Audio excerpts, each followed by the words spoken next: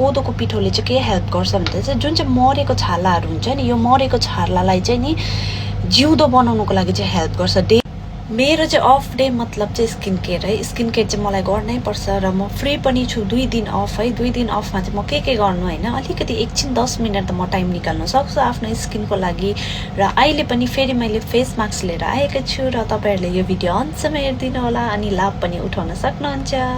मेरोमा already ready छ है र म यसमा चाहिँ योगर्ट मिक्स गर्छु। यहाँनिर हेर्न सक्नुहुन्छ है। र योगर्टलाई मजाले मिक्स गरिदिन्छु। यसलाई कोदोको पिठोलाई चाहिँ मैले है योगर्ट लगाएर यतिको बनाइसकेको छु है। यति दुईटा मात्र यो दुईटा सामानले नै यति राम्रो फेस मास्क बनिँदैछ है।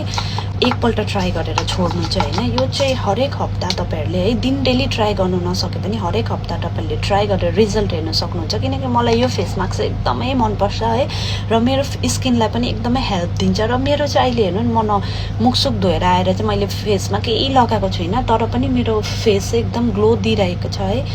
एकदमै तपाईँहरूले हेर्नु सक्नुहुन्छ टल्किराखेको छ। यो लगाएर हेर्नुहोस्, अझै तपाईँहरूले रिजल्ट देख्न सक्नुहुन्छ। स्किन सेल्सलाई चाहिँ रिमुभ गरेर चाहिँ एकदमै फ्रेस देखाउने है हेल्प गर्छ, एक्सफोलिएट गर्छ है। योगर्टले चाहिँ के हेल्प गर्ने गर्छ भन्दाखेरि चाहिँ मोइस्चराइजर दिनुको लागि हेल्प गर्छ है। र स्किनको लागि चाहिँ मोइस्चराइजर एकदमै इम्पोर्टेन्ट हो र योगर्ट चाहिँ एकदमै राम्रो फेसको लागि र यसले चाहिँ मोइस्चराइजर दिनुको लागि चाहिँ एकदमै राम्रो ठुलो हेल्प गर्ने गर्छ। र म चाहिँ यसलाई एप्लाई गर्दैछु। हेर्न सक्नुहुन्छ तपाईँहरूले मैले यो प्रकारले मजाले एप्लाई गर्दैछु है। 10 देखि 15 मिनटसम्म तपाईँहरूले राख्न सक्नुहुन्छ। स्किन वाइज हुन्छ त्यो चाहिँ है। यहाँ हेर्नुहोस् न अब यस्तो मजाले स्मुथली लागिन्छ कि हेर्नुहोस् त यतिको लगाइसकेको छु मैले फेसमा। यसरी सबै कभर गरिसकेको छु र यो चाहिँ लाउँदाखेरि नै एकदमै सफ्ट प्रकारले एप्लाई भइरहेको छ है। र मलाई चाहिँ यो फेस मास्क एकदमै बेसी मात्रामा मनपर्छ है। र मैले चाहिँ मजाले लगाइसकेको छु र यो फेस मास्क चाहिँ म 10 देखि 15 मिनटसम्म राख्छु। त्यसको बादमा चाहिँ तपाईँहरूले रिजल्ट हेर्न सक्नुहुन्छ लास्टमा गएर है। तपाईँहरूले मेरो भिडियो हेरेर होइन, तपाईँले खुद ट्राई गरेर हेर्नुहोस् कि रिजल्ट कस्तो आउनेछ र तपाईँहरूलाई पनि याद हुनेछ कि यो फेस मास्कले चाहिँ तपाईँहरूको स्किनलाई ठुलो हेल्प दियो भनेर। स्पेसली फर द लेडिज है। लेडिजहरूको लागि चाहिँ स्किन एकदमै इम्पोर्टेन्ट नै हुन्छ है र केयर गर्नु जरुरत पनि छ है। अहिले चाहिँ एकदमै है समरको टाइममा चाहिँ एकदमै मोइस्चराइजरको जरुरत हुन्छ नि त है। फेस एकदमै स्पेसली ड्राई फेस छ भने चाहिँ ड्राई फेसको लागि चाहिँ एकदमै ठुलो हेल्प गर्ने गर्छ है साथीहरू। यहाँ हेर्नुहोस् है, म चाहिँ अब 10 मिनटसम्म राखेर चाहिँ यसलाई फेस वास गरेर चाहिँ केही पनि एप्लाई गर्दिनँ। म केही पनि एप्लाई नगरी तपाईँहरूलाई देखाउने छु र तपाईँहरूले पनि ट्राई गर्न सक्नुहुन्छ।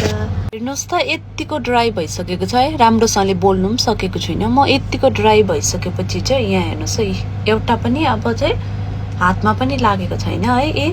एकदमै ड्राई भइसकेको छ र मैले चाहिँ यहाँ लिएको छु वार्म वाटर। वार्म वाटरले चाहिँ म हल्काबाटै यो जति पनि फेसमा लगाएको मैले यो मास्कहरू छ यसलाई म रिमुभ गर्ने छु है। वाइप्स छ मेरोमा। वाइप्सलाई चाहिँ मजाले पानीमा मजाले भिजाएर चाहिँ यसलाई मजाले रिमुभ गरिदिन्छु।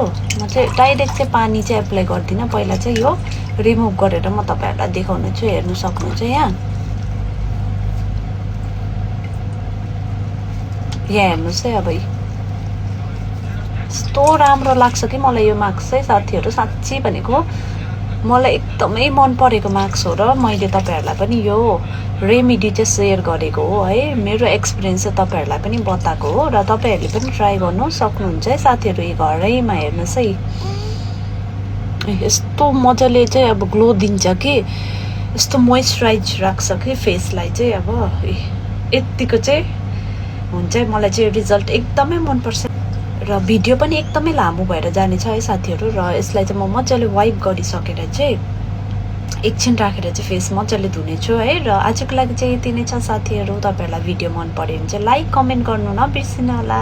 Thank you for watching.